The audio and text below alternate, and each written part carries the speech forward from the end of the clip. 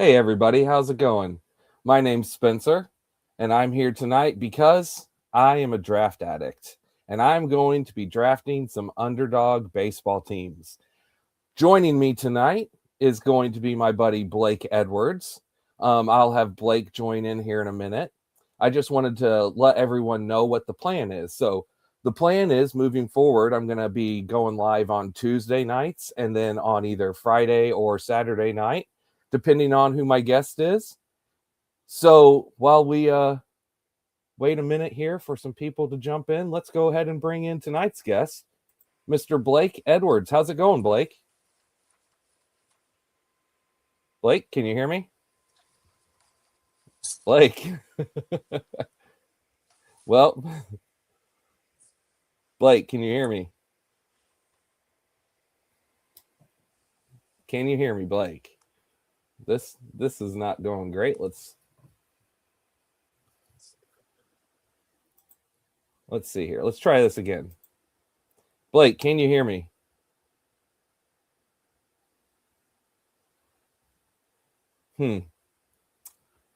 Well, sorry guys. Having some technical difficulties. This is only the second time we're doing this here. I'm going to tell them to jump out and jump back in.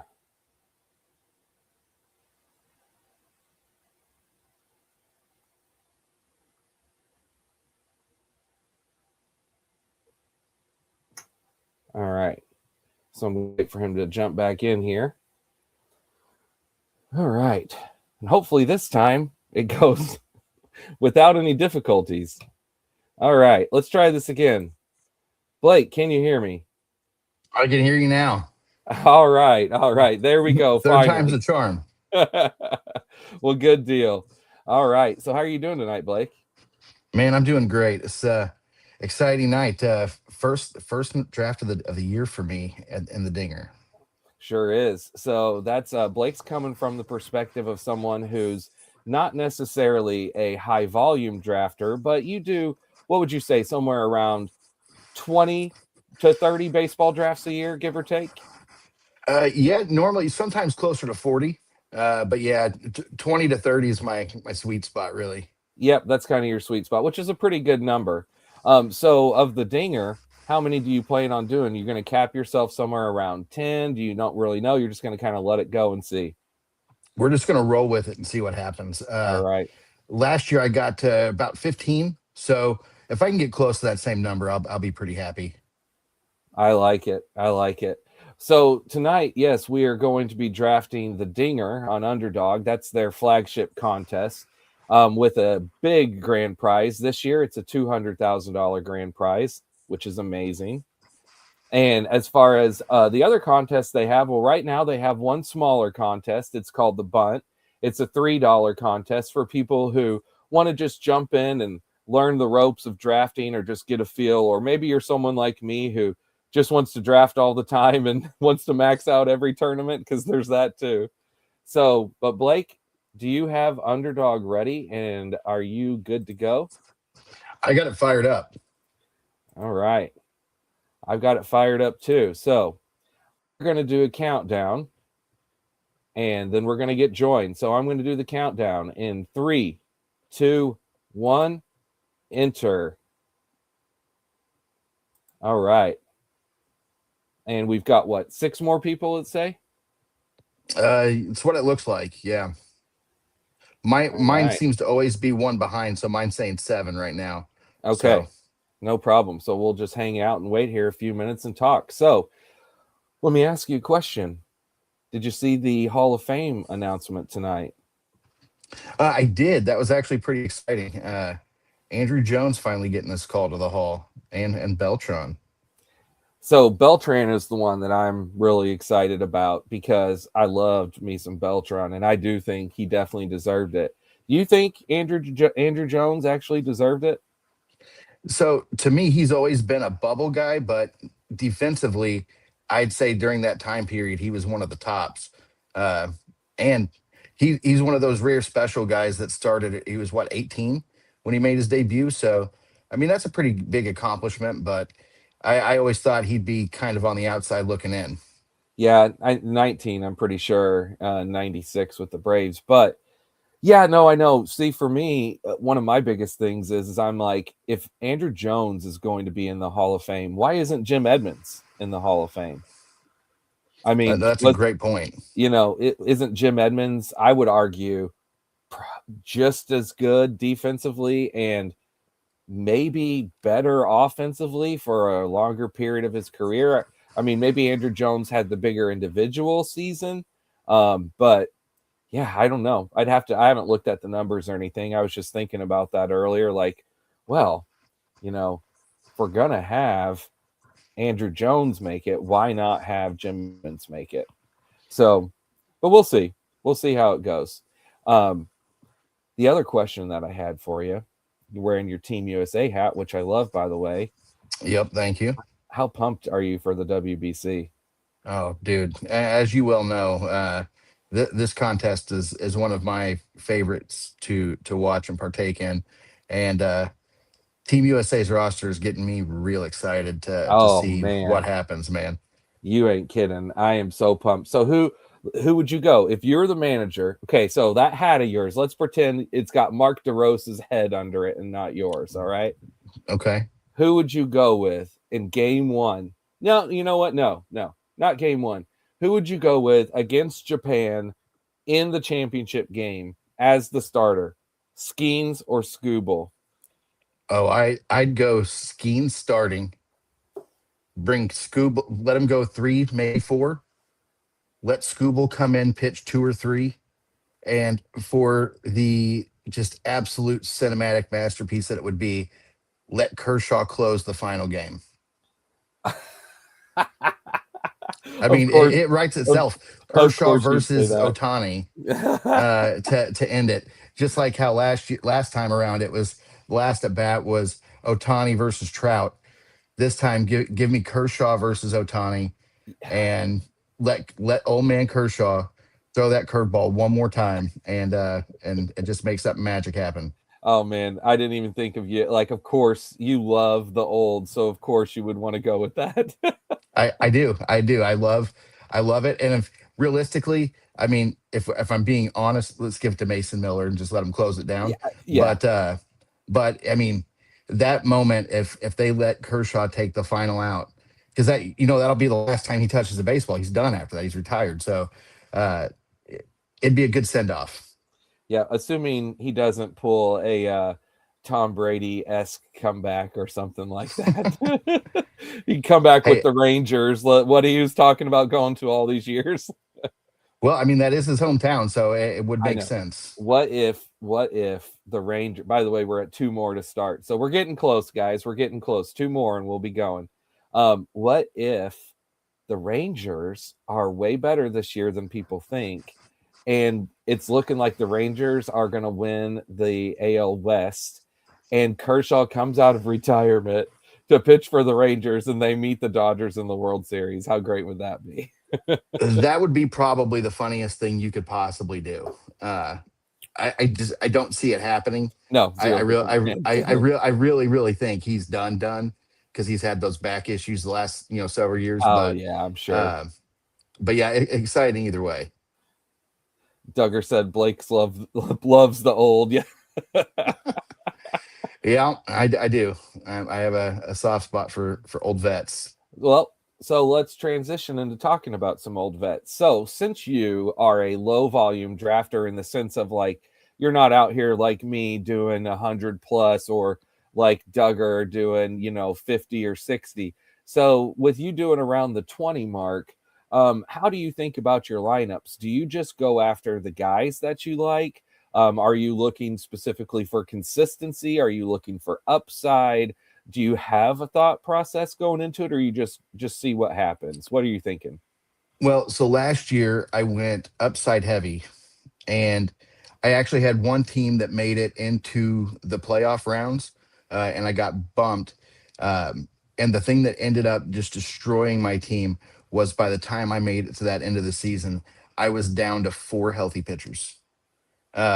So I think the strategy that I want to focus on in this thing coming up is I want to focus on building a solid, uh, healthy pitching staff. I want to stay away from the health risks because we know the guys that always Mhm. tend to get banged up and miss a couple weeks. I think if I can just skate through with a healthy staff, I'll be all right. Yeah, well, better said than done, I know, Yep, but right, but at right. least you can draft guys that are healthy now. So how are you thinking about, I know we don't even know our pick number yet. Do you think you might spend up at pitcher? Are you going to be looking in like that mid round? Do you have a general thought as to, I know this is your first draft of the year, but based off what you've done in the past, plus, I've been talking to you about this, Scooble, Skeen. Actually, you did one bullpen. This is I your first did, I stinger, but you did. did one bullpen, and that was a pitching heavy bullpen, wasn't it? That was a It bullpen where, what did you absolutely my go? first two picks. Yeah, That's I right. You had the had the 12. 12. Oh, look And it at looks this. 1-4. Pulled the 101. And then, yeah, you getting the 1-4. Nice. So 101 and 1-4. So you actually have an interesting thought at the 1-4, and that is, do you go with the chalk Ronald Acuna pick? Do you mix it up with Kyle Schwarber, with Bobby Witt, with Corbin Carroll? What's your thoughts? I'll just tell you right, by the way. I mean, obviously, I'm going to go Otani. If I get pick Yeah, yeah. one, I I'm mean, going Otani. If obviously. I get pick two, I'm going Judge, and it's just that simple, Yeah, I mean, unless something crazy happens and my boy Judge falls to me, which won't happen. which Uh, won't happen. I'm probably I may shock you a little bit with the way they do the scoring on here. I think I'd rather take the consistency and the points that Schwarber's power gives because his strikeouts don't hurt in this. So give me that power all day because he's the next best bat to me. Yeah.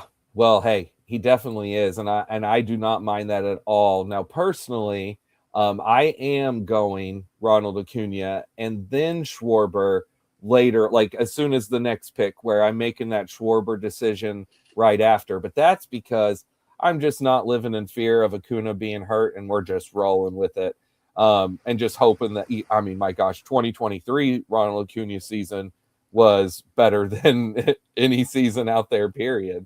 I mean, it's crazy Yeah. how good he was that year. I'm taking a look here at the other people we've got in this draft, and I see we've got Duggar in here. Space Raisin, he was able to jump in at pick 8. That's awesome. Great to see you in here tonight with us, Duggar. Let's see, anyone else we've got? I see Bobby Boucher, who was on the last time that we drafted. Trying to see if there's any other names that I recognize. None that are jumping out. If there's anybody else who is in this draft in the comments, say hey to us. I wonder if Bobby Boucher is going to show up at halftime of the Bourbon Bowl and help the Mud Dogs win. I was thinking about that. I would say there's probably a good chance. I think so. It ain't no guess. That maybe Hey, still one of the best and Sandler movies speaking of ever. Bobby Boucher, he says, I made it in here. What's up? How's it going, buddy? It's the Wada boy. Good to have you in. Yeah, So who Captain did Insano may even join us here in a little bit. Oh man, wouldn't that be something? We could open up a can. We could. So I see this was interesting. So Kyle Schwarber went at pick 5. It's very interesting how Schwarber has moved up in these last couple days. Oh no, Um, he went 4. He went 4 to me. I oh, snagged him. you're the one that took. No. Did I say Kyle Schwarber? I'm sorry, Yeah, Kyle Tucker. Tucker. I meant to say Tucker. Kyle Tucker. I was looking at Kyle Tucker. Um, Oh, Bobby Boucher says, I will show no mercy. Absolutely, sir. Let us have it. Yeah, amen, Um, brother. and he's picking right next to Duggar, too. So, anyway, the other day I was in a draft, Blake. This was 2 days ago. And Kyle Tucker went 1. Somebody took him with the 1 pick. And I know they did that because they were thinking, well, he's normally going at the end of the first round. So I want to diversify him and take him with some guys. But I'm like, this is just the way I think of it is. So I just got the 1 pick. No matter, even if I'm doing 150 entries, I'm still lucky to get the number 1 pick at best. What, 10% of the time? I mean, Obviously Yeah. maybe 15% of the time. So if you get a number one, to me, you just take Otani when you have the one. Again, when you have the two, you take Judge. When you have the three, you take Soto. And when you have the four and any pick after that, that's when you ask yourself the question. That's just how I feel about it. Do you agree with that, or would you sometimes mix up one of the top picks if you're trying to just diversify shares? I mean, for me, it's either Judge or Otani. I mean, Otani's the chalk pick, but we've seen Judge have some pretty great seasons too. And I'm a big Judge guy, so for me, I may swap between those two in that situation. But for the most part, I mean, you got to go Otani, right? I mean, the I the mean, guy's a juggernaut in the I mean, scoring and system, Judge, and so is Judge. I mean, obviously, and right? so is Soto. With that being said, I mean, all three of them are absolutely monsters when it comes to this scoring. I mean, period, fantasy baseball, period, but especially in this, like with the case of Soto, where even if he doesn't steal like he did last year, it's not going to matter. By the way, to catch up on a couple picks here, so we got a Tariq Skubal from the pick 11 at the turn. That was a little bit of a mix up. And then I see that Duggar went with Bobby Witt and James Wood, and Bobby Boucher went with Corbin Carroll and Vlad Jr. Love both of those I infield love those outfield pairings. combos. And now we're getting ready to come back to you. You're a pick away. You're on the clock. What are you thinking, sir? So, I said early on I want to go pitching heavy, and my boy Paul Skeens made it to me. So, Team USA represent. I'm snagging Paul Skeens here. Uh, I know I said I want to go strong, and I don't think you get much stronger in the National League than him. No. Well, the one thing I will say, we brought this up. Are you afraid at all at the lower wins and the points No, you won't get? No. no, just because his K's numbers are just out of this world. I mean, the K's alone will do good, and I mean Pittsburgh's made some sneaky moves. They may not be as bad as they have been in the past. So I'm up, by the way. I'm going to think about this a second. But yeah, no, I was talking about that the other day, and I was saying, the thing with Pittsburgh is, what if Skeens gets 15 or 16 wins instead of 11 or 12 because of those extra couple moves that they've made? Um, Yeah, by the way, I really want to. I'm going to do it. Garrett Crochet fell to me. I'm going to go ahead and lock up a top pitcher for myself, and I'm going to go double outfield and take a teammate and go with Jaron Duran. Jaron Duran, who also is just a monster scorer whenever it comes to underdog. I mean, he's a hits machine. Hopefully, he stays in Boston because I love him in that lineup and in that ballpark. There, he has been yeah. subject to trade rumors, so we'll see how that goes. But nonetheless, I wanted to say this about Skeens too before we move on. Skeens also is a quality start machine, right? Like he's going to go six innings almost every time and give up less than 3 earned runs almost every time. Back to you, sir. What you looking at? So I mean, I'm tempted to take one of these infielders because I mean Matt Olson's there, and Matt Olson is another one of those point scoring machines, but because there's another guy there that I'm really interested in, and he had a monster year last year. Uh, I'm actually going to go with PCA, lock Mm, up another outfield, and take that power speed combo, I like it. Very similar and to Jaron and Duran, another right? Team USA guy. So And we're just racking it up tonight. oh man, I didn't even think about that. Like you got the My hat my first on, three picks, my first three picks have all been Team USA players tonight. So Team USA all the way. yeah. Um, man, you think you're going to be looking for Charlie Conway later? Oh, dude. I mean, he may be my best last round option. Yeah, right. Julie the Cat Gaffney. That's your best last round option right there. Well, that's true, but Yeah, I she's going don't to know save the day. if the scoring is going to be quite the same. Yeah, the scoring might not work out right. All right, so we are back up to Mr. Boucher and then Duggar at the 3-7 and 3-8. Let's see what these guys do. So they both have 1-1 builds, 0-1-1, excuse me. And so far, nothing really crazy from the draft board. Everything's pretty standard to what we're kind of used to seeing. Randy Arozarena to Bobby Boucher. So he's got the two outfield and infield. And same with Duggar as he goes with Mr. Wyatt Langford. Um, of course, at this early, there's really nothing bad to say about these guys. All these guys are good picks. Obviously, with Wyatt Langford, the big potential upside, I'm almost positive we've not seen. So Jeremy Allen come on and said Adam Dawson, the real MVP. I think you mean Adam Banks, but the Dawson maybe from Dawson's Creek from Charlie. I don't know if we got some cross, but I like it. I like it. Adam Banks was the real MVP. Yeah, had he not hurt that wrist, and he could have won it all. Oh gosh, if only. All right, so we've got Bryce Harper, Matt Olson, Jackson Merrill, and Soderstrom going at 312. Coming back around. So we've got a very normal infield heavy start to this draft. That's definitely something that for people that aren't used to Underdog is outfield heavy at the top. So if you're used to doing football on Underdog, Blake, what goes heavy at the top? Oh man, that's them running backs and big meaty men.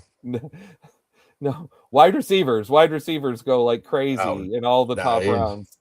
have you You seen my take drafts? you take running backs. Have you seen my drafts? I have.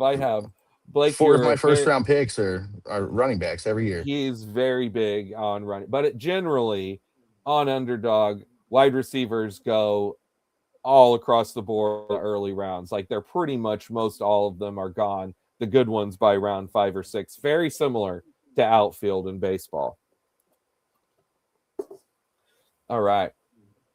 We're coming back around here, and we've got I see Space Raisin went with another outfielder, Taylor Ward, and Mr. Boucher went with Ketel Marte. So we got a 1-3 and a 2-2 build for both these guys. Kelly, 23, has 3 infield and 1 outfield. Ooh, I like those 3 infielders, but personally, I think Betts may have been a little overkill, but still, that's nice. And then we are a pick away, Blake. A pick away, sir. All right, what you thinking? Ooh, so I'm actually torn here because there is another outfielder that I really love, but there are some top tier infielders there too. And I think I want to snag one of those while they're still there. And there's one guy in particular that I like more than the others, and that is Mr. Trey Turner. I was gonna say, I believe he's a Philly. Yep. And did this cross your mind at all? Did you team stack? So a smidge, just a little bit. Got a Phillies thing going on here. I was also debating on another Philly, but I'm gonna wait and see what happens with this turnaround here. I see. I see. So that's one thing I was going to talk to you about, and we'll talk about that in a minute. But that's stacking. And if you're looking at doing it, if it's something that's important to you. But before we get there, Duggar had to say in the comments, Blake loves big, beefy men. Yes, we know this is very true, especially whenever it comes to your running backs on Underdog. It's very true, very true. And yes, Jeremy, if Owen Daniels was available, I would take him in every draft. Don't you mean Daniel Owens? No, no, wrong guy. That's That's his cousin. his cousin. Yeah, no, that's what Terry used to always call him was Daniel Owens. So it's anytime that I ever think of his name, I always just swap it. Terry's one of our other fantasy guys we've been playing with for years. Obviously, since we're talking about Owen Daniels here, guys, for most people in this have no idea. All right, let's get back to the draft. So I went with Ian Happ and Manny Machado. So what my thinking was there, just solidity, right? I had just kind of gone for an upside swing with Garrett Crochet at the turn with taking that pitcher instead of an infielder or another outfield. So I liked going ahead and locking up my first infielder as well, just like you did. And now, what are you looking at? Man, I'm torn, but I'm going with another outfielder, and ironically another Team USA boy, Byron Buxton. Buxton when he's healthy, uh, he can be a game changer. And him as my uh, third outfield option, I kind of really love that. Well, you know you're a man after my own heart there. I love me some Byron Buxton, and he fits the theme. Is Trey Turner Team USA? Is he on the team? I actually don't Uh, know. so he's not this time. He was last time. Okay. Uh, there's still some bench spots open if Trey wants to join. I mean, he can. I'd love to have him backing up Bobby Witt. That'd be fantastic. Yep, it sure would. Bobby Boucher says he's doing two drafts at once. In both of them, he got pick 7, so he's fighting for his life to not get autoed. I've been there. It sucks whenever two drafts at once line up and they come at the same time. Oh, that is worst. Yeah, we've that's an unfortunate part of the multi drafts. I've had that happen quite a few times in football last year. Yep, sure has. What happens to us when we multi draft a lot of times is we'll go to join a draft at the same time and do the countdown like we just did tonight. And then one of us will get in one. And then so the other one will have to join another. And then we end up doing two at once. And that happens more often than you think it would. Yeah, I'm just thankful it didn't happen tonight because I don't know if I I could handle two at once and paying attention deeply to one of them. I am glad. I am glad that did not happen tonight. All right. So speaking back of our draft here, so Bobby Boucher went with Brandon Nimmo, and Duggar went with Hunter Brown. So Duggar got his first pitcher. He's got a 1-1-3 start, and Bobby Boucher has a 0-2-3 start, pushing pitching with a nice outfield and infield base. And then we've got coming to the turn here.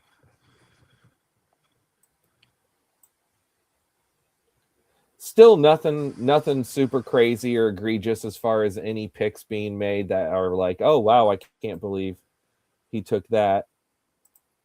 Oh man, I've had some of those. I was in a draft the other day, Blake, where I was like, oh my gosh, please don't throw this out, Underdog, because it was another one where I pulled a pick number 1, and the guy who had pick number 2 was his first pick was good. He took Judge, and then after that, he was taking crazy.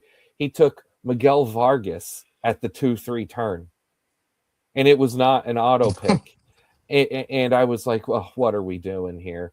But it was Well, like that's a bold strategy, Cotton. one okay pick, one bad pick, one okay pick, one bad pick, and he kept doing that. Hopefully that draft will count because I love the way my team turned out. And we've gone through the turn. So looking at the way that people are building, I see that the guy at pick 12 has gone with a 0-1-5. I mean, I really like that, of course. I mean, again, you can't go too heavy at outfield in this because if you have 5 studs, like honestly, you could be done. Like you can be done with 5. I personally like to go 6, but you can do 5 if you've got 5 strong ones like the guy at pick 12 does. What sort of build do you like, Blake? Do you prefer 7 pitcher builds, 6 pitcher builds, infielder, outfield? What's your thoughts on this? So normally in the past, I always went six pitcher builds with the extra outfield. Uh, this time around, though, I'm I think I'm going to try to hit a seven pitcher build, just to give myself, like I said, that extra push because last year the pitching just ate me alive. Yep, and you know, we've talked about this, and it's just a big change in my feelings this year as well as going with the 7 pitcher builds as the standard, and then maybe do an 8 pitcher build every once in a while, maybe a 6 pitcher build occasionally if I really like the 6. I have to feel very good with the 6, but even if you feel really good with it, the whole point is that bad things are going to happen. You're going to have injuries. You're going to have guys that miss starts in a week. It could just be a simple rain out and he doesn't pitch in that week. I got it's Yep. my pick, by the way. So I am trying to decide. I know I'm taking one outfielder for sure. Trying to decide if I should go double outfield I do have a potential stack piece with Alex Bregman if I wanted to stack him with Ian Happ. So that first pick was Mike Trout. I knew I was going Mike Trout. Mike Trout and Otani back together again. Um, even though You're Bregman welcome. is even though Bregman is a stack piece, I like Ben Rice more, and I'm going with Ben Rice. I don't blame you. So Ben Rice looked great last year. man, Ben Rice looks so good. His power is so legit. And of course, Yankee Stadium, that short ride field porch. He's got almost a for sure everyday job. I've just been going to be buying in on some Ben Rice this year. Back to you, bud. So I'm in a position where I'm stuck. I'm kind of torn between a stack piece in the outfield or loading up the pitching. And knowing what I have already, I love the three outfield start I have. I think I'm going to load up and take another pitcher and just stack up that rotation. Starting off with Scheme, Sale, and Freed. It's pretty good looking. It's going to be tough to pass on that. I do like it. And one thing I will say, so with taking 3 of your first 7 picks um, as pitchers, do you use that in your mind right now, thinking about your next couple rounds? Are you already thinking in your mind, now that I have like 3 legit studs, I can push it probably 4 or 5 rounds of taking That hitting? that's Or exactly what I thought. is that what you're Because thinking? Yeah. because I have the three aces, I can push it, five, maybe 6 rounds, depending on how things fall, and focus on filling out the lineup a little bit. Yep. Yep. I think that that is the right decision. I still only have the one pitcher. It looks like the guy at pick 2 has not taken a pitcher yet. Everyone else at least has one, except for the pick number 12. Um, Bobby Boucher and Space Raisin went with Joe Adell and Alex Bregman with the 7-7 and 7-8. Um, I love Joe Adell. I'm just all in on Joe Adell. I've got a lot of Joe Adell, Mike Trout pairings together this year. I hope that works. But we're paying up for Joe Adell. Last year, we were able to get Joe Adell in his breakout season down towards the bottom. Now we're having to spend for it. Um, I did look. I will tell you, Blake. I actually don't know if I've told you this off air, but I actually made a spreadsheet where I went with every category. So I copied every hitter and every pitcher and every specific stat category. I made a sheet on Fangraphs for singles, doubles, triples, homers, walks, hit by pitch, RBI, run, stolen base. And then for pitching, that's innings pitched, wins, quality starts, strikeouts, and earned runs. And then I made in an Excel spreadsheet just a little formula to put their points in, and then could sort at each category and give people a ranking to see what they actually scored points in. What was the driver of their points? That way, you're not just, or, for me, I'm not just looking at what's that bottom line number. And I will say, for Joe Adell, there was 2 categories that he specifically excelled in. Can you guess those 2 categories? It's not I'm that going to say, hard. yeah, no, power is one of them for sure. Pa- And pa- Power. Yeah, so home runs and RBIs. Those yeah, were the 2. It was those 2 things. And so what I mean by that is he really didn't get a lot of points from doubles or walks or runs. He didn't steal much, didn't get a lot of singles. So yeah, the power that did drive his points very nice, and he got the pop weeks that you wanted. But I'm wondering, and Bobby Boucher says most owned players so far love Adele, and I do too. And what I was about to say is I'm wondering though, have if we seen the ceiling?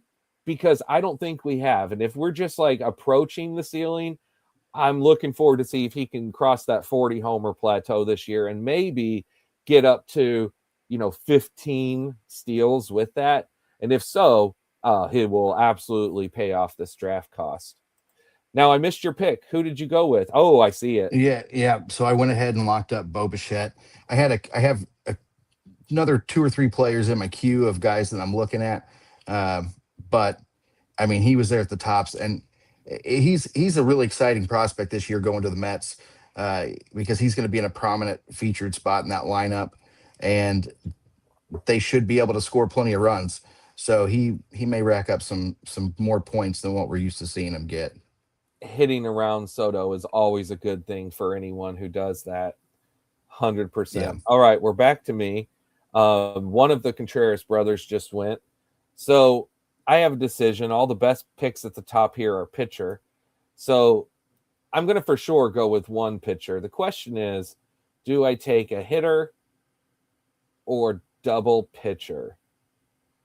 I currently have two infield, four outfield. There is yeah, no outfield that I am in love with up here at the top. There are two infielders that I like a lot, Mikhail Garcia and Michael Bush. Michael Bush would be a stack piece. Mikhail Garcia would not, or I could go with Joe Ryan or Blake Snell. I'm going to go with Michael Bush. I really believe in his power, and so let's just go with it. Let's go with Michael Bush with a stack piece with Ian Happ. yeah. I do like that quite a bit. Bush, he showed more pop and promise last year than I was expecting from him. If he can take another step forward, he could be teetering towards that all-star level, uh, which is pretty nice. Yeah, and Blake Snell, who was the top pitcher. I mean, Blake Snell is also very tempting, but it's the Dodgers thing of the 6-man rotation, and will he only start once a week? And can that even with once a week start though, Blake Snell can have just monster scoring games, and so he can still be a top scoring pitcher of the week even with one. So he was very Mm. tempting. All right, what are you looking at, sir? You've Man, got a I am 2-3-2. so I'm really torn Can because I there's make a two suggestion? players. Can I make a suggestion? You sure can. I got two guys I'm looking at. Like, Adolis for the stack with your third Philly and give you your fourth outfield. If you well, weren't, and there you you go. already know you already know he was the top guy on my list. So And I I was had going to say, him, because and you then are Mr. Adolis Garcia. yeah, I love the guy, and I think him hitting in that Philly lineup is going to be fantastic. And I the other two guys that were still left on my queue were pitchers, and I don't need them. So I'm I had to go lock up that outfield. I think you did the right call for sure. Again, you needed the fourth outfielder, I think, because you know the field's going to be thin. And Adolis was perfect, not only for you, but for your team for the stack. Yeah, Bobby Boucher got him. By the way, I didn't call out his last one. Jesus Luzardo and now Eugenio Suarez. Absolutely love both those picks. yeah, I can dig Waterboy. it. I am huge on Luzardo this year. I have been drafting Luzardo a ton. Um, Brock absolutely sold me on Luzardo when we were talking about him back in Gladiator season, Blake. He had a whole list of stats of just like how amazing Luzardo was last year. And I've always liked Luzardo. So he was telling me all this. I'm like, hey, you don't have to say anymore. I'm sold. I was already planning on drafting him.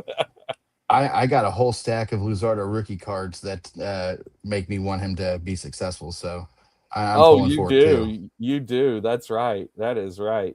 And then his last one, Eugenio, that he probably stole Duggar's pick. I bet you that that was a Duggar snipe. Duggar, if you want to say in the chat, I bet you were sniped on that one. Yeah, I would say so. That power could be absolutely just sick. Yeah, Bobby Boucher says, yeah, I was in on Luzardo last year and it worked well. Keep it rolling. That's right. If it ain't broke, don't fix it. Keep rolling, rolling, rolling. What? And then he said, definitely a big snipe. That's what I thought. Whenever you picked, he picked Framber, which is a perfectly fine quality start, boring pick.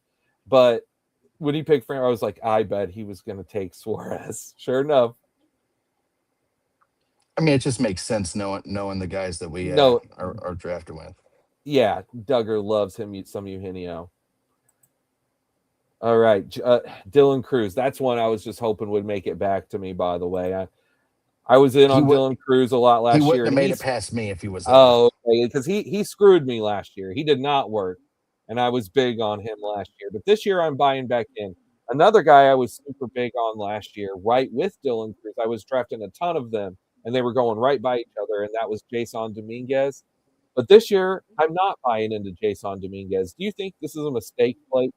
Should I? Because he's still so young. He's still got a role. It's the Yankees. Should I be buying Jason Dominguez? I mean, it could happen, but he's got to have to show me first.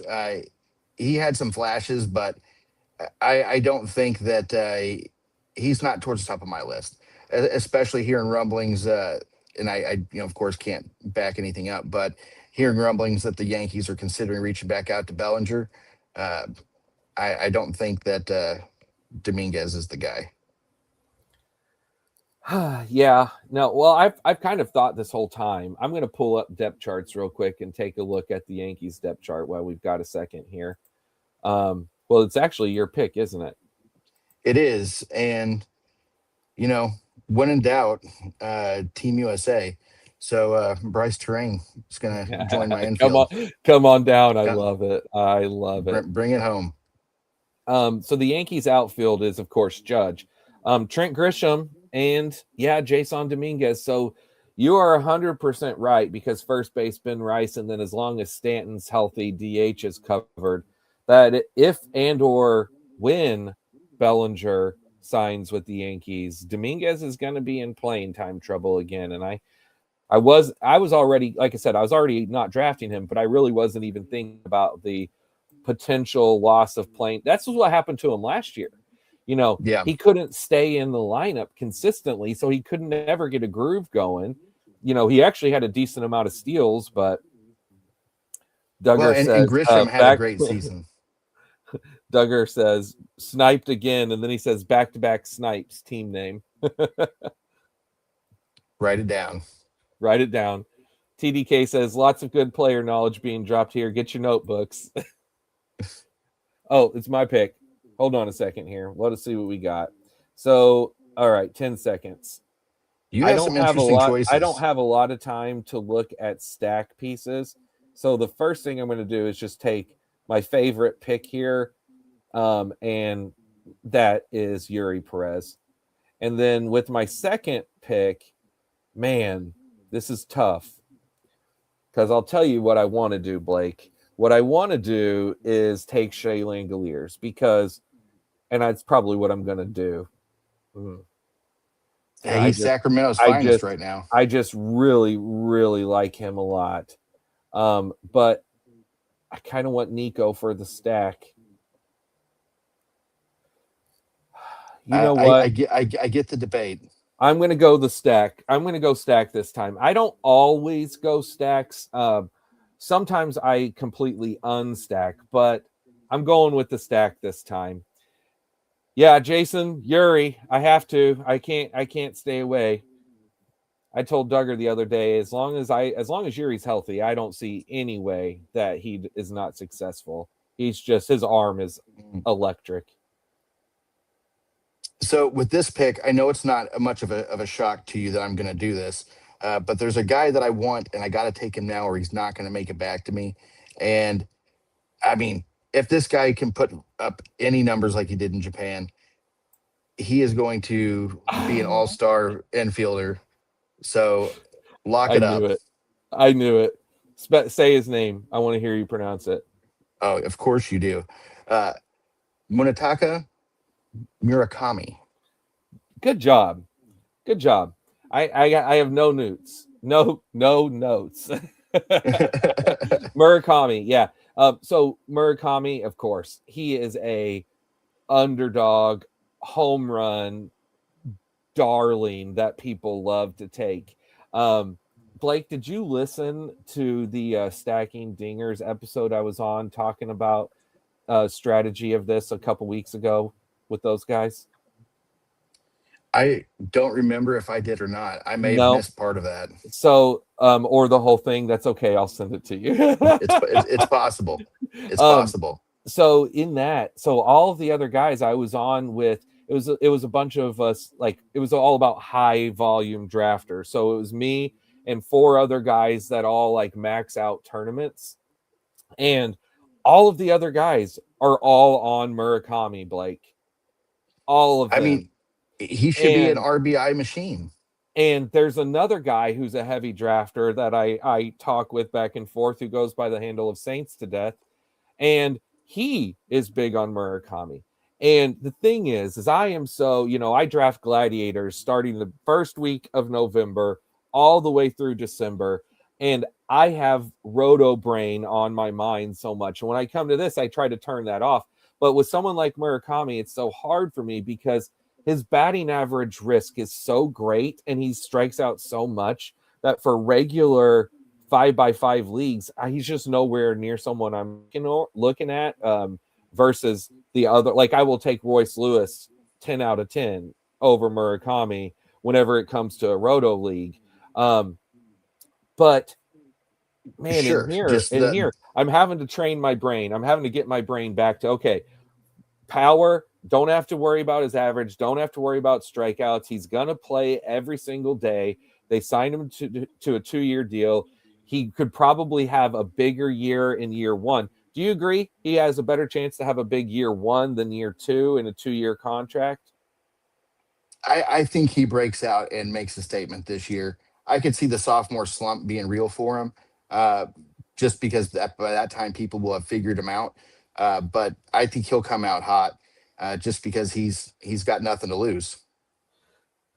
Well, and everything to gain, right? I mean, Exactly. honestly, seriously, because he's young, he's younger. I want to say that Murakami is 28. Let me go look this up real quick.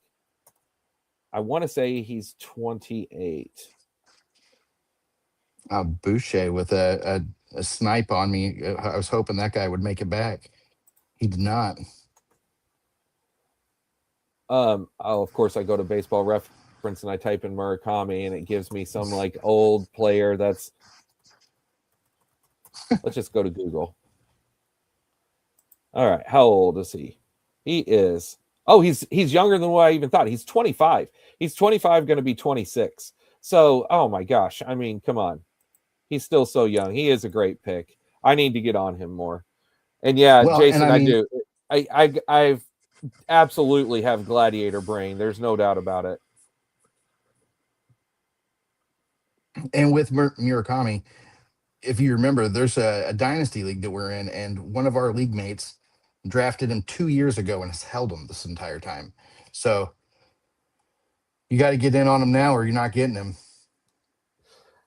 You're absolutely right. And I just wanted to say, I just noticed, while I was talking about Murakami and trying to look up his age, Mr. Bobby Boucher came right in and he tackled the crap out of me and stole Dalton Varsho.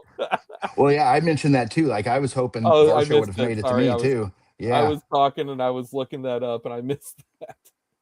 Sure did. That's all right. That is all right. I'm going to have plenty of Dalton Varsho in my life. And as of right now, I really like what is there. Let's see what makes it here. One more pick before it coming back around to me. And I'm sorry, Blake, talking so much here. Oh, I lost track. You took Emai. I love it. So yeah, I I did. completely missed that. I draft a lot of Emai, um, back-to-back Japanese prospects too. You got to love that. All right, who just went? Luis Castillo. So Sandy Alcantara, Michael King. I take both of them all the time, but I'm for sure taking Kerry Carpenter. I love Kerry Carpenter. That is a for I thought sure. about him with my last one, but went with the pitcher instead. Now, the thing is, I could go with a 7 outfield build, but I'm going to tell you, this is where there's not a ton of outfielders late that I love, and there's someone that I like a lot right here who I don't have much of in the dinger. So I'm going to grab Dalen Lyle, who is someone that I'm very big on this year.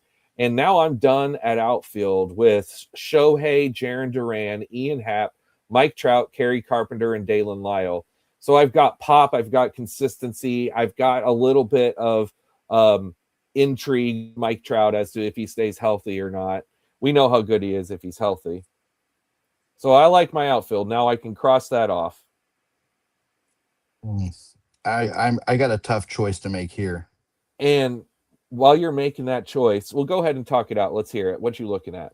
Well, so I'm going to go with a teammate pairing and a guy that came on super strong last year at the end of the year.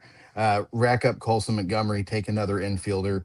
But now because I'm sitting at 5 infield, I'm going to be pushing infield for quite a while because Yeah, I want to fill out the rest of that outfield while there's still some good pieces on the board. yeah, you're it's I'm going to be very interested to see how you fill out this outfield with having 4 of them through 13 rounds.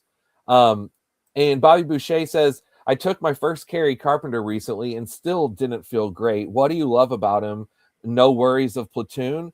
And then right after that, TDK says, "This format is all about 3 homer weekend outfielders." Well, definitely. I think that the concern is very fair, and I 100% agree with the 3 homer weekend output for Kerry Carpenter. So, but here's the big thing as far as with me with Kerry Carpenter. I think there's a still an untapped upside. I'm definitely worried of platoon, right? Like I know he's not going to play every day. He's going to sit against a lot of lefties, but The I pop is do just too real. I was going to say, but I do think he's not going to always sit against lefties. Now, I'm not like pulling up his numbers and looking at it. It's based off of me watching them and seeing it, and I've owned him these last couple years, so I've lived through the him playing and not. But his power has just gotten better, and his eye has gotten better, and he's had some injuries and some missed time. I really think with a healthy full season, we're looking at 35 homers, which is very similar to Varsho. And Varsho is, I think, a better bet for playing every day, though, because of defense. But maybe he's also a bigger injury risk. That's a possibility, too. Either way, I like both of them. Kerry Carpenter just has tons of power, and he 100%, he can have 3 homers in any given game. I'm pretty sure he's done it before. Let me make sure. I, if not, Kerry he's Carpenter. definitely had a plethora of 2 home run games. Yeah, he had a 3 home run game last year on June 2nd. That's what I thought. I was thinking in my mind that he did have a 3 homer game last year. And yeah, it's just really about the pop weeks too. Whenever you're talking about outfield 5 and 6, which again he was my outfield 5, that's another thing. If Kerry Carpenter was my outfield 3 or 4, then at that point I don't feel good about it because I feel like I'm needing to depend on that. Whenever he's my 5th or 6th option, and I can already assume that he's going to miss and not produce on multiple weeks, at that point I think so much better of him. I have a vision of him owning George Kirby in the playoffs in my mind, so I know I have to get some. Oh man, and think about 2 years ago, whether he threw the pitch or not. Think about that home run off Emmanuel Clase 2 years ago. Mm. That was something else. That was impressive.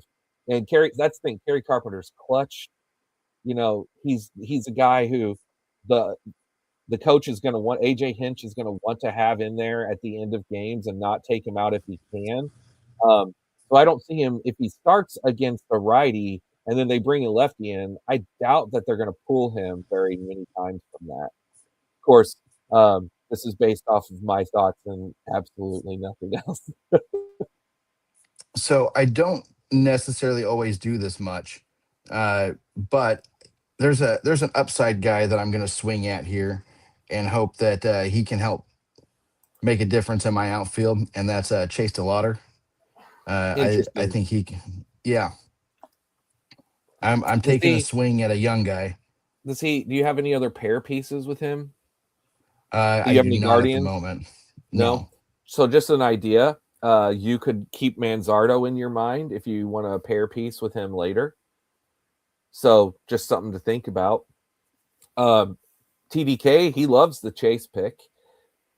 So Yeah. I'm indifferent, Blake, to be honest with you.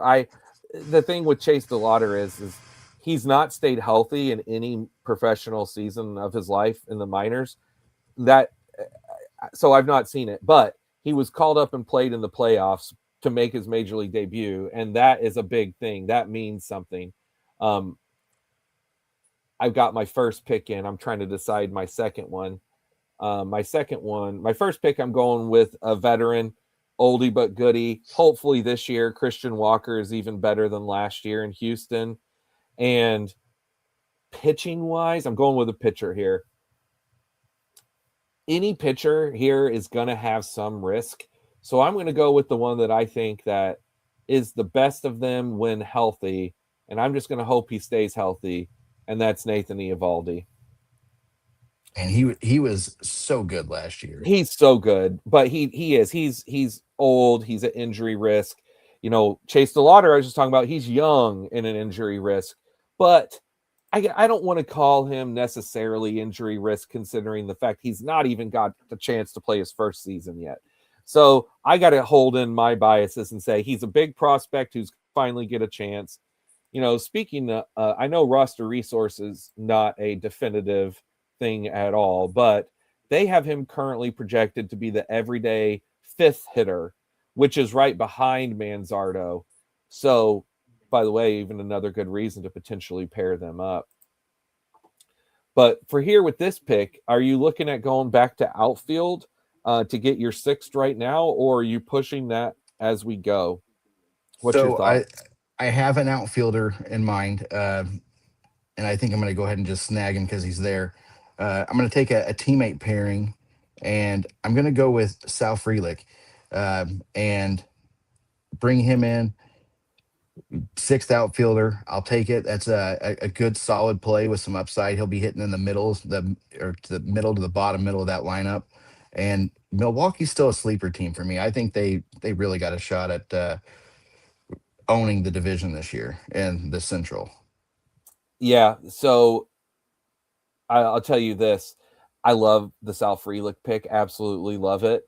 I have been taking a lot of Frelick in the Gladiators. So far in this, I do have it's in the bullpen. So I don't know what I've done in the dinger so far, but in the bullpen, when I waited on outfield, a lot of times I'm already done with outfield by this point. So a lot of times Dalton Varsho at pick 150 is my sixth outfield, and I'm done. But when I do wait, I like Sal Frelick quite a bit. I was super impressed by him last year. And, his defense is so good. He didn't win a gold glove this year, but he won one 2 years ago. And he's just such a good all around player that he's a lock to stay in that lineup every day. We were just talking about Kerry Carpenter getting, potentially platooned, which I don't even say potentially. He will get platooned some, but I want to go back. I keep looking. I just was wondering what this says right now. As of today, they have him in a platoon with like Javier Baez or Matt Vierling or Jahmai Jones. So, I mean, I could see Javier Baez playing some, but I'm not Matt Vierling. Matt Vierling, I think his time has come and gone. Yeah, last year really kind of passed him by. It did. It did. So to kind of catch up, I see Bobby Boucher, since Dalton Varsho, has gone with Hunter Goodman and Tovar. Love the back-to-back Rockies. Big fan of both of them. And then Zach Gallen. Where's Zach Gallen going to sign? Who knows? But I promise you this, when he does sign, that price is going up. He won't be drafted by Jack Flaherty or Conley Early anymore. So great pick there. And Duggar got him Tanner Bybee and Edward Cabrera, both very good pitchers, good prices. And then a steady Eddie, Gleyber Torres. Does that pair? Do you have any Tigers pieces, Duggar? I'm looking at your team. Don't see any Tigers pieces, but Gleyber is a good, solid infield pick. We And just to have, follow up on Boucher's Gallon pick, from the sounds of it, the team that seems to still be in the running, looking for him, is the Cubs, and adding him to the back end of that rotation or the middle, however they would stack that down, uh, that could be a really good landing spot for him. gosh, I hope so much that you're wrong and that he doesn't sign there, but it would be a great landing spot. I would like, but man, I want personally the Cubs to roll with what they have and not kick anyone out of that rotation, because that means Cade Horton would get the bump, I'm sure. Let me go look at their rotation.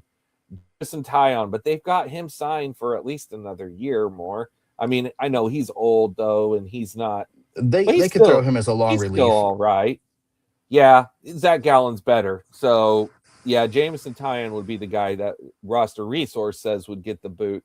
My mind immediately goes to that. Does that mean Cade Horton wouldn't pitch though? That scares me. Duggar got him some Salvador Perez. Is that pairs with Bobby Witt and Jack and Vinny P and Jack Cag? Oh, Duggar's got a nice little Royals thing going here. And then Bobby Boucher got Shane Baz, another pick that I love. I've been taking a lot of Shane Baz since he got traded to Baltimore. Great name too, Shane Baz. TDK says, I don't think Cleveland wants to play Angel Martinez. No. And even more than Cleveland not wanting to play Angel Martinez, the Mets definitely don't want to play Luis Angel Acuna. Like, they do not want to play him. He is buried now. I mean, I don't even think he's going to make the major league roster. And Angel Martinez He'll for be the trade bait. Guardians, they like Gabriel Arias more. I mean, I think it's that simple. And I'm looking, roster resource says Gabriel Arias, starting second baseman, not in a platoon, and Hey, and it's Angel to you, just so you Martinez. know. Thank you. Appreciate it, Blake.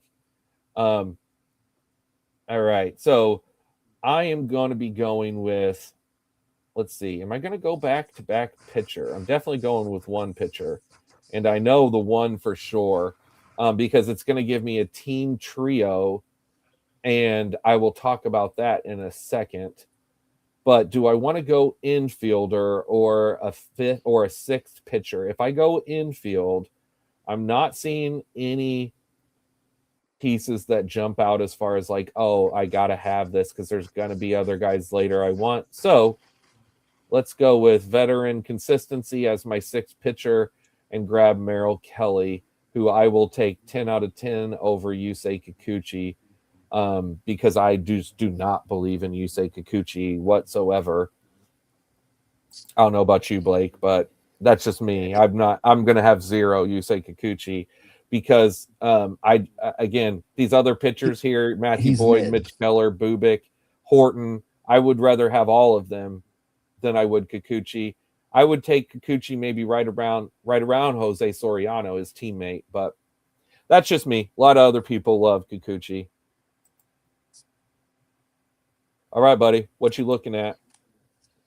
So I'm going to be switching back over to pitcher for the next couple rounds.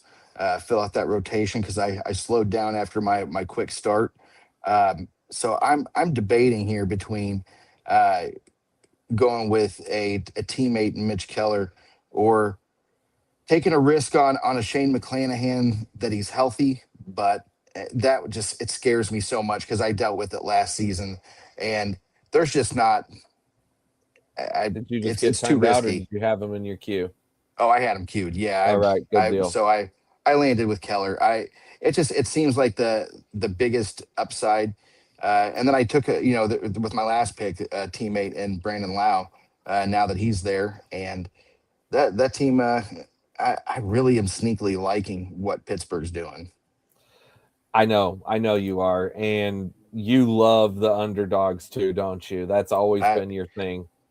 I do. I'm a sucker for it. Yep. I right the pick right after you. You see Manzardo went, who I talked about with you adding as a stat piece, but it's cool. I definitely think that Mitch Keller was a fine pick there. I don't have any problem with it. Although I'll tell you, I've not taken him once, but I still have no issue with it whatsoever. I completely get the type of pitcher he is, and he could be a bounce back.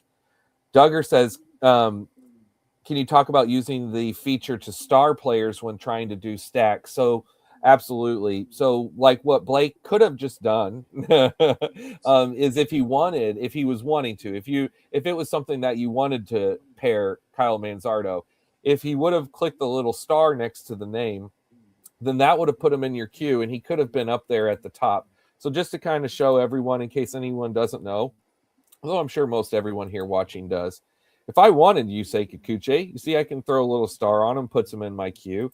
And if I'm team stacking and I want to stack the Angels, I can type in the Angels and then I can click and I could star all of the Angels pieces that I would want. And for me, it would be these, this one, and that's where I would stop. Yeah, I wouldn't draft any of these other guys, but these are all the Angels pieces that I would draft if I wanted to mix in, if I was trying to Angel stack. Although I pretty much never Angel stack other than Joe Adell and Mike Trout. those are the only two, and that's not really a stack. It's more I, just a pair. there's a sneaky play for the Angel stack that you could throw in later on as a pitcher, and to me, it's all going to be based on health because they did pick up a good young arm that just ran into some injury issues, uh, and that's I'm talking about Grayson Rodriguez. If he bounces back healthy, he could be their ace for a long time. Oh, 100%. And someone like Grayson, I hope that he does because I would love to see that. There's no chance I'm drafting that this year. This year. Now, here's an exception to this because I always hold out this, and that is once spring training comes around, if Grayson is out there and he's actually pitching and he looks fine in spring training, well, then in the drafts in March, guess who's going to be mixing in Grayson Rodriguez on some teams? This guy, and as well as plenty of other people. And I realize at Well, and that see, point, if he's looking good in spring, his price will go up. But even if his price goes up, it's going to be one of the bottom 3 or 4 rounds. So I feel good with just like fading him and then wait to see because there's just so many other good pitchers to take. Thanks, there's Jason. quite I a appreciate few. that. Um, Jason said those are some good underdog tricks. Yeah, one last little note on that star method. If you are starring players, be sure that you remember you've done it and don't let yourself get autoed by accident and then draft someone that you did not mean to. Blake, I am a much bigger fan of Brady Singer than I am of Mitch Keller. So and I'll tell you, in real life, they're probably pretty much close to about the same type of guy, though. So now that I'm saying it out loud, I don't really know why I'm that much more on Brady Singer and not Mitch Keller because they're pretty darn similar, aren't they? They're pretty close, but Singer did have a fantastic year last year. Really, I mean, 15 quality starts, and then to tie it all back in, he's not on the roster this year, but he was a Team USA guy last time around. So might as well go ahead and just lock it up. There you go. You got any more Team USA guys you want to throw on your star list? I mean, don't tempt me because there's not a lot of picks left, so I could get a little froggy with it. So one of my favorite picks fell to me here. Someone who I'm going to have a very high share of with Dalton Varsho, and that's his new teammate, Kazuma Akamoto. This is the guy. Now, granted, again, because of my Gladiator Roto brain, I've been on Okamoto because he's been going late. I've been on him this whole winter. Um, Now, do I want to grab my last pitcher? I do. I took Matthew Boyd last time. I'm going to mix it up and go with someone who I think is a great chance for a bounce back this year. He's coming into the year healthy. And as of 7 days ago, the little note on Underdog says no strict innings cap for 2026 for one Mr. Joe Musgrove. That could be sneaky. Could be. Joe Musgrove, last time we saw him healthy with the Padres, he was pretty darn good. Granted, that was a long time ago. Now, heading into this next pick, because I'm up here next, uh, I think I'm gonna switch back over and take a seventh outfielder, Oh, stay okay. with the sixth infield, because my infield's pretty good. So I want to take that extra spot, and I'm probably gonna snipe somebody. But I liked this guy when he was with Tampa. Now that he's taken a trade out to LA as that third outfielder, I'm going to bring in Josh Lowe. He's got some pop, and he's got the same issues. If he's healthy, he's good. So I'm going to roll with that, and that's going to close out my outfield for the night. I So like it. my last pick is going to be a seventh pitcher. Okay, so you're going to go with the 7-6-7 build, which is a pretty unique build, at least for me. I don't do that specific build hardly ever, but I agree. With the way that your team is, your 6 infielders are very strong. Let me And now the review your hard part's going to pitchers. be, yeah, the hard Um, part's going to be my pitcher because I I I I don't know. So Blake, just my initial assessment. I'm just looking at your team. Your your 6 infielders are good, but I don't know that they're necessarily good enough to say be done for sure. I think your pitching could be, because with your 3 studs at the top, Skeen, Sale, and Freed. I mean, Amaya is really good, and then you got the 2 solid veterans of Keller and Singer. Just my personal opinion, I think I would probably go with another infielder and do a 6-7-7. But I'll let you make your decision when it comes back around, because it's close enough that I think you could go either way. Well, and with you having said that, I went ahead and starred a guy at the infield position, and one of my 2 pitchers that I had on my list went literally right after my last pick, which was Senga. I was hoping to sneak him in with round 20, but he went ahead and came off the board. So I have 2 guys in my queue. They both should make it to me. Uh, Both of these players, like when it comes around to it, you won't be shocked because they are very Blake picks, but uh, 2 guys that I think have a lot of upside. And I still think I'm going to lean with the pitcher just because, as I discussed earlier, the lack of depth at pitcher last year cost me. And I'd hate for myself to run into that injury issue where I'm down to 4 pitchers relying on that small pick uh, at the last round. And then And Duggar, Duggar says, yeah, you see that? Should I go outfield or infield last pick? You got a thought for him on that?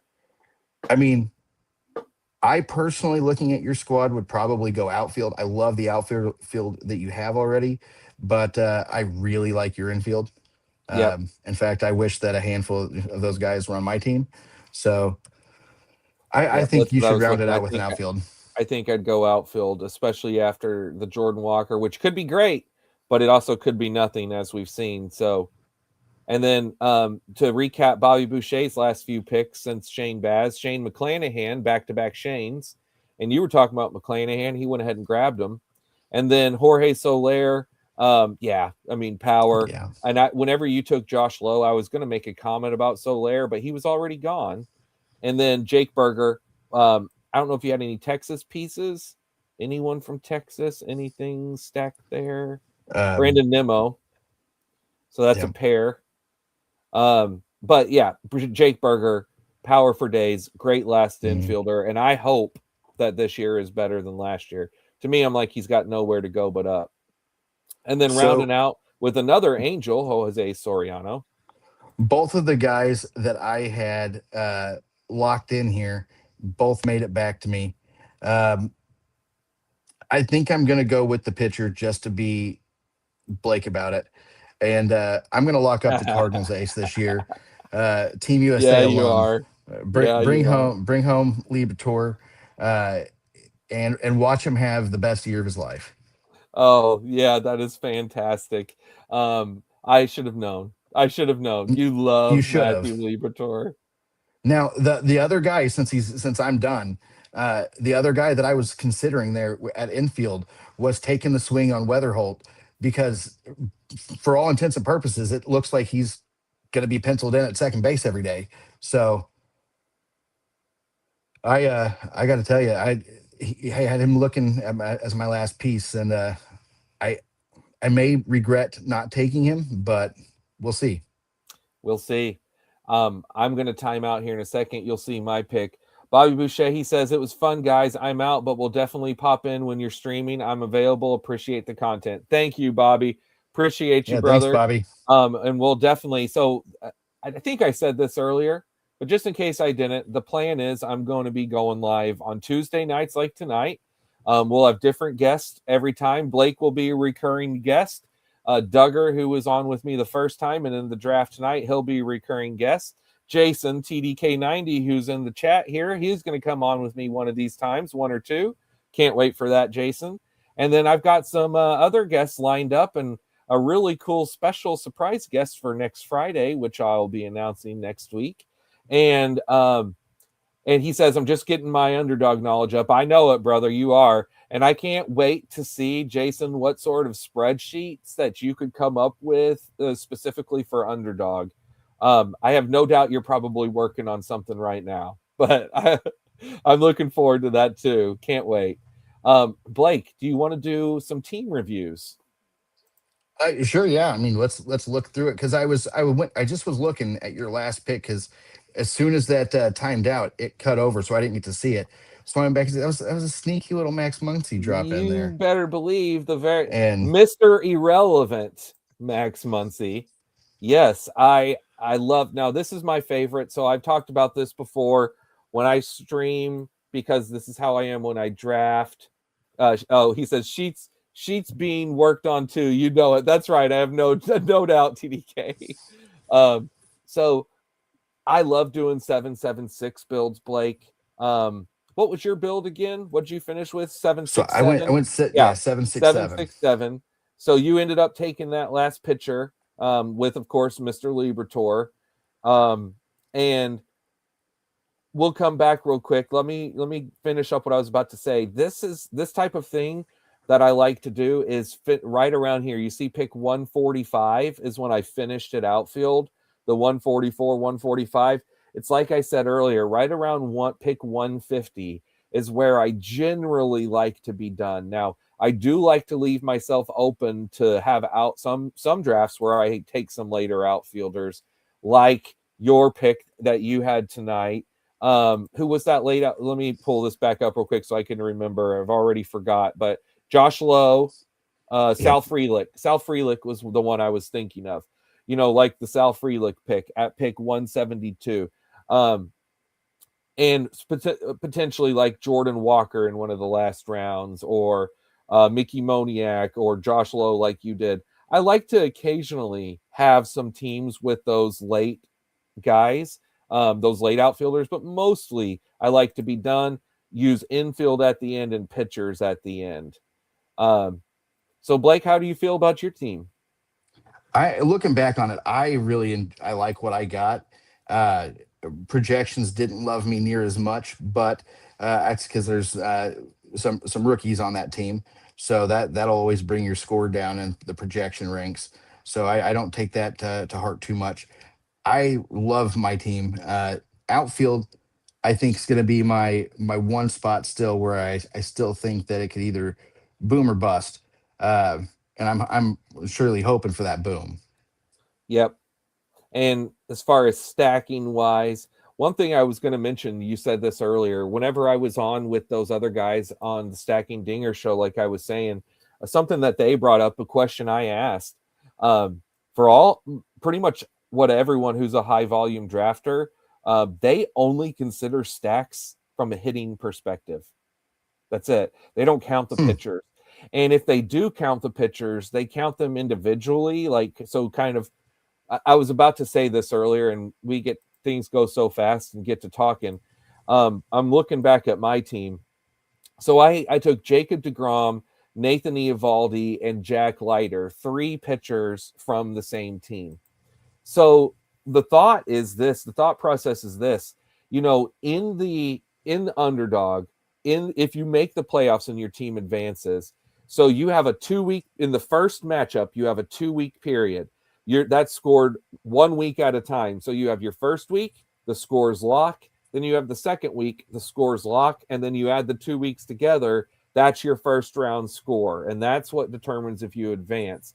Same thing for round two, and then you make it to the final round, and then it's everyone in a free for all. But that's also 2 weeks, so it's still so.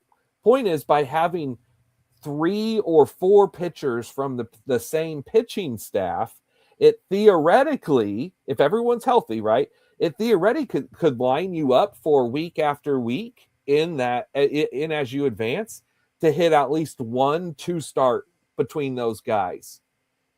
Sure. It ups your odds at that, as opposed to if you have 6 or 7 pitchers from different teams, where if they're all from different teams, they all may not line up for 2 starts. Now maybe they all do line up for 2 starts. But if they do for 1 week, then they're not going to for the next. You know what I'm saying? So it was just an interesting point that was brought up that I have definitely taken to mind, and am starting to implement in my strategy. Well, and something to add to that too that is interesting. I mean, it's not like you took guys that are really all that risky, aside from health Jack concerns. Leiter, maybe Be, Jack Leiter is risky, but I'm still high on Leiter. He's still so young, and he showed a lot of promise coming out of college. I still think he has the chance to really bounce back. I went to one game last year, and I got to watch him just shackle the Cardinals, and that hurt me. But I still think he's got some potential there. And I mean, Eovaldi, before he got hurt last year, was in the running for the Cy Young. So, and DeGrom, when he's healthy, is maybe the best pitcher on the planet still. So it's not too risky, and I do like the idea of rolling the dice and seeing if you can't lock up a 2 start guy every week, especially in those playoff rounds. That could be huge if the rest of your guys can get you there. And I mean, Crochet and Yuri as your other two big three. That's not bad. it's pretty solid. It's pretty solid. And before we call it a night, let's take a look at the other 2 guys that were in the stream with us. Let's start with Duggar, and we'll close out with Mr. Bobby Boucher. So with Duggar, he went with a 676 build. Duggar is space raising. So Hunter Brown, his former teammate Framber. Hunter Brown is a stud. There's nothing you can say bad about him. He's a beast. Framber, quality start machine. Sonny Gray should be very good in Boston. Trey Savage, we discussed this the other day, Blake. Duggar, how about Duggar and his love of a good name? He loves to just draft a good name, doesn't he? He does. Now, granted, Savage looking the way he did in the playoffs and even pitching into the World Series last year, I mean, he's appealing. There's something there. Absolutely. But that's to be seen. I'm high on him. Duggar is very high on him. I like Nolan McLean a little more, but Savage is a good pick. Tanner Bybee, very interested to see if he bounced back. He closed the year out really strong. I like Tanner Bybee. I love Edward Cabrera. I've talked about this. I think going to the Cubs is great, and I'm a big Edward Cabrera fan. And then Duggar loves him some Andrew Abbott. I actually took him as a guy at the end of my last team on the stream too. So Duggar, he got a he got a 5-player Royal stack with Bobby Witt, Vinny P, Salvador, Jack Caglione, and Isaac Collins. And let's see, does Duggar have any other stacks? So Chicago, Tigers, Baltimore, Washington, Texas, so 2 Baltimore. So he's got 2 Orioles. So he's got another pair. So primarily the And stack. he's got some Cubs. He's got 2 Cubs. Granted, one's a pitcher. Oh, okay. Yeah. I was just looking Cabrera at and hitting. Bregman. Yeah, I was Just just looking at hitting. So, but yeah, no, nonetheless, though, very big fan. I love doing Royal stacks. I have yet to draft Isaac Collins. He was really good last year with Milwaukee. So I think Isaac Collins is potentially a great last pick there. Let's see what roster resources saying for his playing time and currently to as we answer your speak. question, Duggar, as Spencer looks that up, I love that stack. I was hoping Vinny P would make it back to me. Uh, Seeing the changes that they're making to Kaufman, I to me, and I've said this to myself anyway because I haven't had a chance to talk to you a whole lot.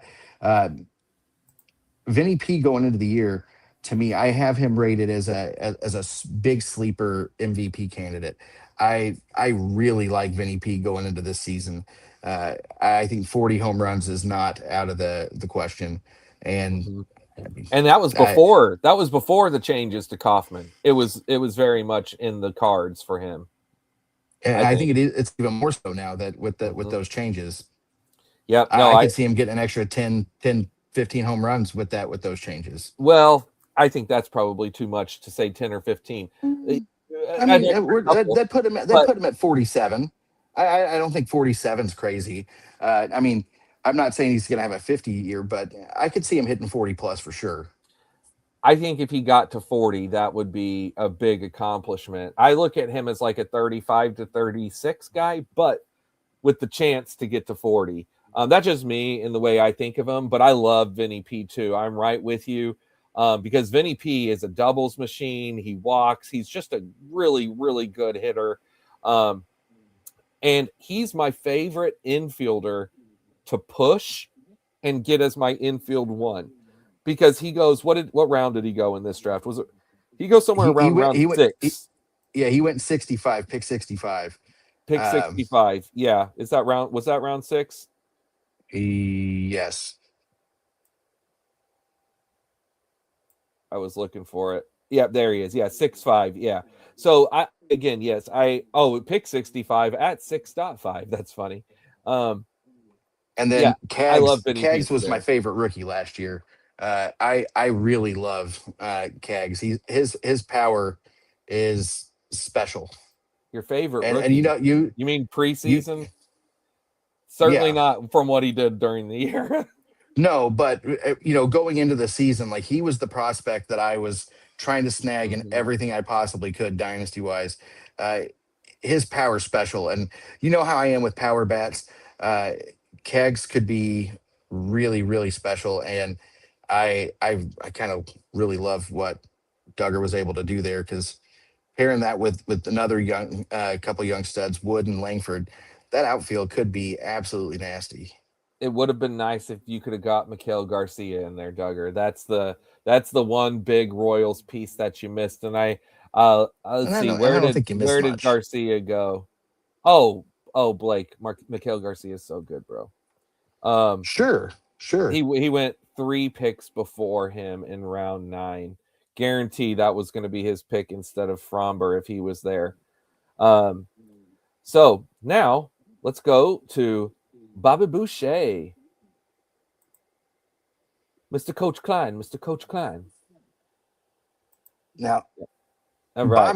Bobby's pitching staff, to me, like that could be very sneaky, So because there's some big upside arms at the top end, but then there's the Zach Gallons and the McClanahans, like those vets in the middle could really help propel that rotation. But the young guys going Gilbert Luzardo as the start, I do really like that pairing. yeah, and Oh, especially considering breaking Brady. news. The Mets just agreed to acquire Luis Robert Jr. for Luis Angel Acuna and Truman Polly per What was Jeff I Passan. what was I just saying? They hate Luis Angel Acuna. Well, now Luis Angel Acuna is going to have a chance to play. He's back. He's back in there. Who's the other one? Luis Acuna Truman and who? Polly. Truman Polly, prospect. Okay. Uh, Yeah, I don't know but that name. Lou Bob going to the Mets. Uh, So I had talked about, gosh, there must have been some rumor because Duggar and I had talked about him going to the Mets, and there must have been some rumor of it happening. I'm already looking. They've already got it updated on Roster Resource. Yeah, sure enough, they've got him currently plugged into the 8 hole.